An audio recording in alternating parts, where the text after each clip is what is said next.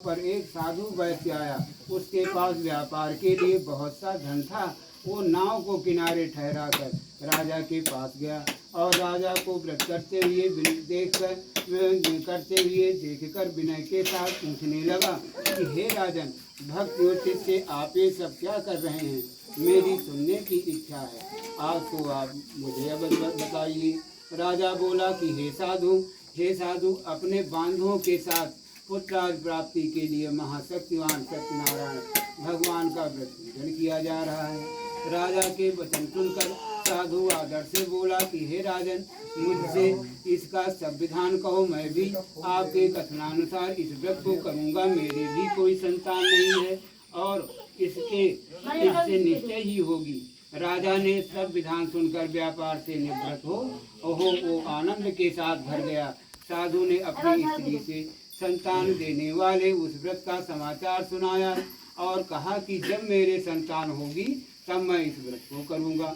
साधु ने ऐसे वचन अपनी स्त्री लीलावती से कहे। एक दिन उसकी स्त्री लीलावती पति के साथ आनंदित हो और संसारिक धर्म से प्रवृत्त होकर सत्यनारायण भगवान की कृपा से वो गर्भवती हो गई तथा 10वें महीने में उसके एक सुंदर कन्या का जन्म हुआ। वो दिन दिन इस तरह से बढ़ने लगी कि जैसे शुक्ल पक्ष में चंद्रमा बढ़ता है। कन्या का नाम कलावती रखा गया। तब लीलावती ने मीठे शब्दों में अपने पति से कहा कि जो आपने संकल्प किया था कि भगवान का व्रत करूंगा, अब आप उसे करिए। साधु बोला कि हे प्रिय, इसके विवाह पर मैं करूंगा। इस प्रकार अपनी पत्नी को आश्वासन दे वो नगर को गया। कलावती पितृ के गृह में वृद्धि को प्राप्त हो गई। साधु ने जब नगर में सखियों के साथ अपनी पुत्री को देखा तो तुरंत दूत बुलाकर कहा कि पुत्री के वास्ते कोई सुगवर देख कर लाओ। साधु की आज्ञा पाकर दूत कंचनपुर नगर पहुंचा और वहां पर बड़ी खोज और देखभाल कर लड़की के लिए सुयोग्यवाणी पुत्र को ले आया और सुयोग्य लड़के को देखकर साधु ने अपने बंधु और बांधुओं के सहित प्रसन्नचित्त अपनी पुत्री का विवाह उसके साथ कर दिया। किंतु दुर्भाग्य से विवाह के समय में भी उस व्रत को करना भूल गया। तब श्री भगवान क्रोधित हो गए और श्राप दिया कि तुम्हें दारुण दुख प्राप्त होगा। अपने कार्य में कुशल साधु बनिया दामाद सहित समुद्र के समीप स्थित रत्नपुर नगर में गया और वहां दोनों ससुर दामाद चंद्रकेतु राजा के उस नगर में व्यापार करने लगे। एक रोज भगवान सत्यनारायण की माया से प्रेरित कोई चोर राजा का धन चुराकर भागा जा रहा था, किंतु राजा के दूतों को आता देखकर चोर ने घबरा कर भागते रहे राजा के धन को वहीं चुपचाप रख दिया जहाँ वे दामाद ठहरे थे।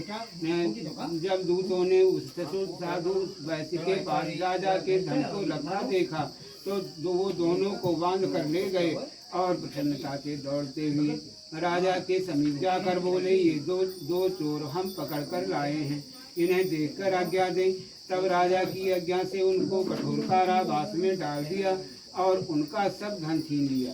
सत्यनारायण भगवान के श्राप द्वारा उनकी पत्नी भी घर पर बहुत दुखी हुई और घर पर जो धन रखा था वो चोर चुरा कर ले गए।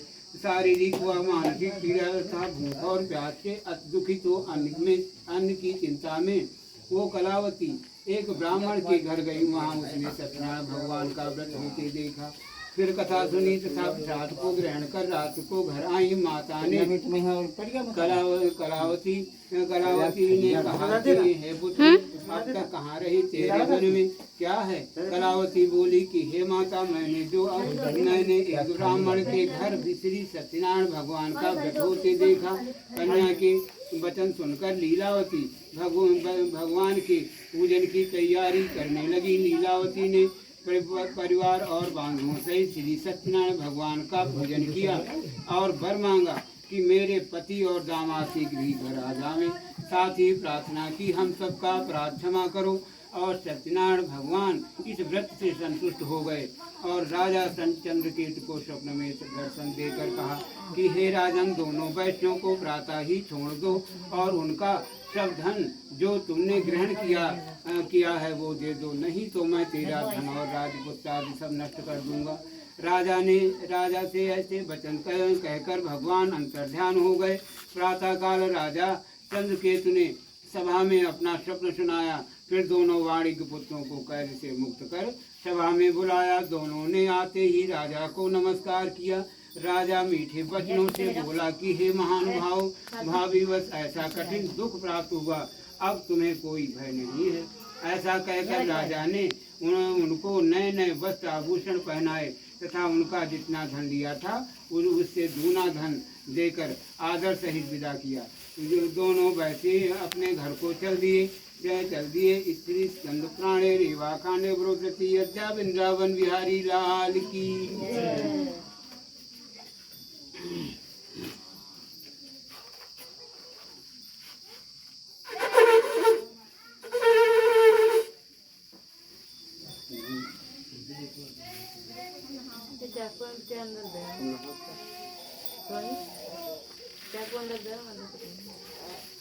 श्री सूत जी बोले, वैश्य ने मंगलाचरण करके यात्रा आरंभ की और अपने नगर को चला। उनके थोड़ी दूर निकलने पर दंडी भेषधारी सत्यनारायण ने उनसे पूछा, हे साधु, तेरी नाव में क्या है? अभिमानी वाणी हंसता हुआ बोला कि हे दंडी स्वामी, आप क्यों पूछते हो? क्या धन लेने की इच्छा है? मेरी नाव में बेल आदि पत्ते भरे हुए हैं। वैश्य का कठोर वचन सुनकर भगवान ने कहा कि तुम्हारा ही वचन सत्य है। दंडी स्वामी ऐसा कहकर वहाँ से दूर चले गए और कुछ दूर जाकर समुद्र के किनारे बैठ गए। दंडी के चले जाने पर वैश्य ने नित्य क्रिया करने के बाद नाव को ऊँची देखकर अचंभा किया और नाव में बेल आदि पत्ते देखकर मूर्ति को जमीन पर गिर पड़ा। मूर्छा खुलने पर वो अत्यंत शोक से प्रकट करने लगा। तब उसका दामाद बोला कि आप शोक ना करें, ये सब दंडी स्वामी का श्राप है, अतः उनकी ही शरण में चलना चाहिए, तभी हमारी मनोकामना पूरी होगी।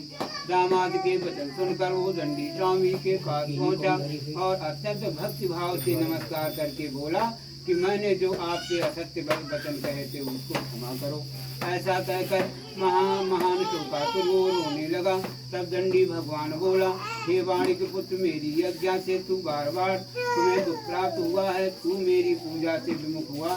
साधु बोला, हे भगवान, आपकी माया से मोहित ब्रह्मा आदि भी आपके रूप को नहीं जानते, तब मैं अज्ञानी कैसे जान सकता हूँ? आप प्रसन्न होइए, मैं सामर्थ्य के अनुसार आपकी पूजा करूँगा, मेरी रक्षा करो और पहले के समान नौका में धन भर दो। और उसके भक्ति युक्त कर वचन सुनकर भगवान प्रसन्न हो उसकी इच्छानुसार वर देकर अत्यंत अंतर्ध्यान हो गए। तब उन्होंने नाव पर आकर देखा, नाव धन से परिपूर्ण है। और फिर भगवान सत्यनारायण का पूजन कर साथियों सहित अपने नगर को चला। अब अपने नगर के निकट पहुंचा, तब दूत को घर भेजा।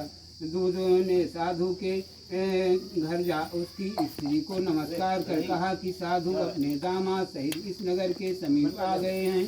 ऐसा वचन सुन साधु की स्त्री ने बड़े हर्ष के साथ सत्यदेव का पूजन किया।